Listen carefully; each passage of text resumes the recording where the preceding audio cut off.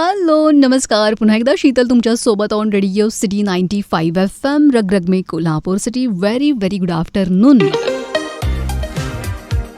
सिटीच्या क्लॉकमध्ये 1 वाजून गेलेला आहे आणि तुम्ही ऐकताय तुमचं फेवरेट रेडिओ स्टेशन. आणि आज आपल्यासोबत रेड कार्पेटवरून बोलण्यासाठी आहेत लेखिका विनया गोरे, ज्यांच्या पुस्तकाचं जस्टच प्रकाशन झालेलं आहे, ज्याचं नाव आहे फाइंडिंग माय कोर. विनया गोरे ते Vinaya Gore. Red carpet. Red carpet. नमस्ते मॅम. नमस्कार. रेडिओ सिटीमध्ये तुमचं खूप स्वागत. थँक्यू. तो बेसिकली हे जे टायटल आहे फाइंडिंग माय कोर, विनया गोरे ते विनया गोर, याच्याबद्दल काय सांगाल? ॲक्च्युली त्याच्यात 2 टायटल्स आहेत. तर मी पहिलं विनया गोरे ते विनया गोर सांगते तुम्हाला.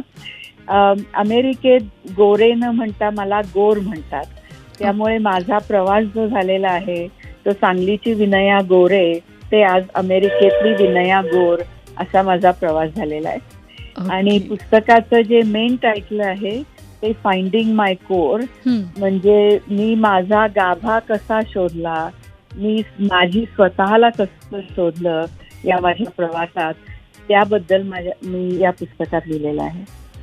क्या बात आहे. तो याची सुरुवात कशी झाली होती आणि कधी झाली होती? असं म्हणजे मला कधीच असं वाटलं नाही की मी पुस्तक लिहावं, पण 1-2 वर्षापूर्वी माझा मावस भाऊ गप्पा मारत असताना तो म्हणाला, अगं विनयाताई, तू इतकं तुझ्याबद्दल मला आता सांगतेय की मला तुझ्याबद्दल काहीच माहिती नाहीये, तर तू पुस्तक रूपात लिही. तर आम्ही सगळी म्हटलं, अरे आता माझं कोण पुस्तक वाचणार. पण एक मग माझ्या मित्रांशी बोलताना, मैत्रिणींशी बोलताना असं लक्षात यायला लागलं आणि सगळ्यांनी मला अगदी सांगितलं, नाही तुला बोलायलाच पाहिजे, तर तू पुस्तकातच लिही, कारण इतके तुझे वेगळे अनुभव आहेत की ते आम्ही म्हणजे कल्पना सुद्धा करू शकत नाही. तर असं करून सगळ्यांनी मला घोड्यावर बसवलं आणि गेले 1-1.5 वर्ष, सव्वा वर्ष 1.5 वर्ष लागलं मला पुस्तक लिहायला. ओके. बेसिकली जसं आता म्हणालात की तुम्ही खूप वेगळे अनुभव तुम्ही घेतलेले आहेत. अर्थात या पुस्तकातून सगळ्यांपर्यंत ते पोहोचतीलच, पण इथं आम्हाला शेअर करायचं म्हटलं तर एक थीम लाईन किंवा तुम्हाला आज इथून सगळ्यांसोबत तो शेअर करावा असं वाटेल असं कोणता किस्सा आहे? पहिला महत्वाचा किस्सा म्हणजे मी म्हणेन की आपल्याला स्वतःला काय पाहिजे, काय करायचंय, का करायचंय हे आपण जर ठरवलं तर आपल्याला आपल्या वाटा सापडू शकतात.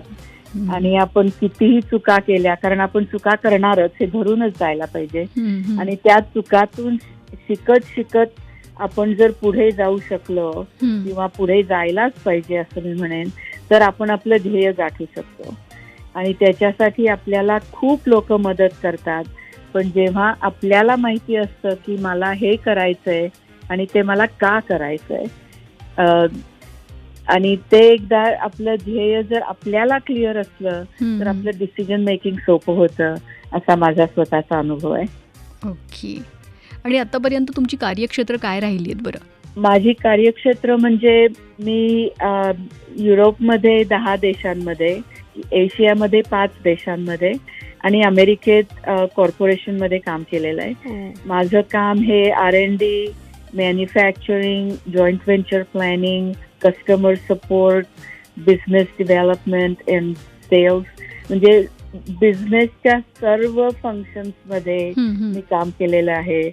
कारण माझ्या part of my leadership development, how do I become a servant leader, त्या संबंधात हे काम केल्यामुळे मला खूप उपयोग झालाय वेगवेगळ्या बिझनेस सेगमेंटमध्ये. आणि कदाचित हे पुस्तक वाचल्यानंतर अनेकांना त्याचा फायदा होईल. आयुष्यात येणारे अनुभव दुसऱ्यांना उपयोगी पडावेत म्हणून एका पुस्तकातून ते समोर आणलेले आहेत लेखिका विनया गोरे यांनी, आणि त्याच आपल्याशी बोलतायत. Red carpet. Red carpet. आणि मग एक स्त्री म्हणून हे सगळं काम करत असताना जसं तुम्ही म्हणालात की काही अनुभव हे युनिव्हर्सल असतात, तर त्याबद्दल काय सांगाल? महत्वाचं सांगायचं म्हणजे आपली कॉर्पोरेट संस्कृती 80च्या दशकात, 70च्या दशकात किंवा आज तागायत सुद्धा अमेरिकेतलं सांगते, ही अशी पुरुष प्रधान कॉर्पोरेट संस्कृती आहे. आणि मी तर टेक्नॉलॉजी फील्डमध्ये आहे, त्यामुळे पुरुषांची जी अपेक्षा असते किंवा एक्सपेक्टेशन्स असतात, स्वतःची करिअर किंवा इतरांना मदत आपण कशी करिअरला करू शकतो, ही फार वेगळी असतात बायकांच्या पेक्षा. आणि त्यामुळे पुरुषांची मनोवृत्ती आपल्याला समजून घ्यायलाच लागते, पण त्यांना सुद्धा आपल्याबद्दल शिकवायला लागतं. कारण कित्येकदा ते आपल्याला, आपण ज्याला बायस म्हणू, ते अननोईंगली बायस असतात, त्यांना माहिती नसते म्हणून असतं. तर त्यांना आपल्याबद्दल सुद्धा शिकवावं लागतं आणि ते हसत खेळत शिकवावं लागतं की तुम्हाला हे समजत नाही म्हणून मी शिकवते इन युअर फेस असं नाही, तर खेळीमेळीने शिकवावं लागतं.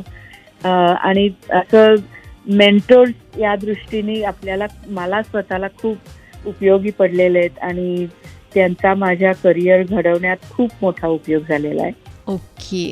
पुस्तकाचं प्रकाशन झालेलं आहे, लोकांपर्यंत हे पुस्तक पोहोचणार आहे, तर आणखीन पुस्तकाबद्दल काय सांगू इच्छिता तुम्ही? पुस्तकाबद्दल दुसरं पण एक सांगायचंय मला की काही गोष्टी ज्या मी शिकले की हेल्थ, आपली मानसिक आणि शारीरिक हेल्थ ही अतिशय महत्वाची आहे कुठलीही गोष्ट करत असताना. त्यामुळे stress management is going to be very important. कारण आजचं आपलं जीवन हे सगळं स्ट्रेसशी संबंधित होतं. आपली आजची जीवनशैली स्ट्रेसफुल आहे, तर ते एक महत्वाचं आहे. त्यामुळे तुम्ही शारीरिक आणि मानसिक स्वतःला कसं हेल्थी करू शकता, व्यायाम करता का तुम्ही रोज, तुम्ही पॉझिटिव्ह थिंकिंग, आपल्यात सकारात्मक ऊर्जा असते, ती अशी कंटेजियस असते, लोकांना ती आपोआप मिळते आणि त्याच्यातनं आपल्याला एकमेकांना ऊर्जा मिळते. तर हे positive thinking is very very important.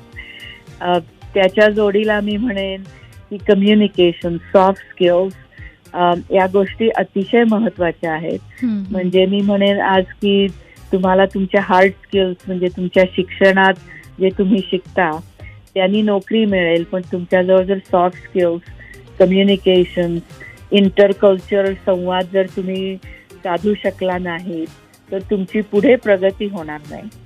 हे अतिशय महत्वाचं हल्लीच्या नवीन पिढीने लक्षात ठेवायला पाहिजे. आणि दुसरी एक महत्वाची गोष्ट लहान गावातल्या लोकांसाठी मी सांगेन, मी मराठी माध्यमातून शिकलेली आहे. तर मराठी माध्यमातून शिकणं हे असं लाज वाटायची कारण नाही की मला इंग्लिश येत नाही म्हणून मला इंग्लिश येत नाही, माझी मातृभाषा नाही, पण म्हणून बोलायचं नाही असं केलं तर तुम्हाला ते कधीच येणार नाही. हे आपण लक्षात ठेवायला पाहिजे. आणि मला वाटतं की त्यासाठीचं मार्गदर्शन तुमचं पुस्तक नक्कीच करेल. I hope so. Vinaya ma'am, thank you so much for sharing. तुमचं पुन्हा एकदा अभिनंदन आणि खूप खूप शुभेच्छा. Thank you so much. थँक्यू. आणि तुम्ही ऐकत राहा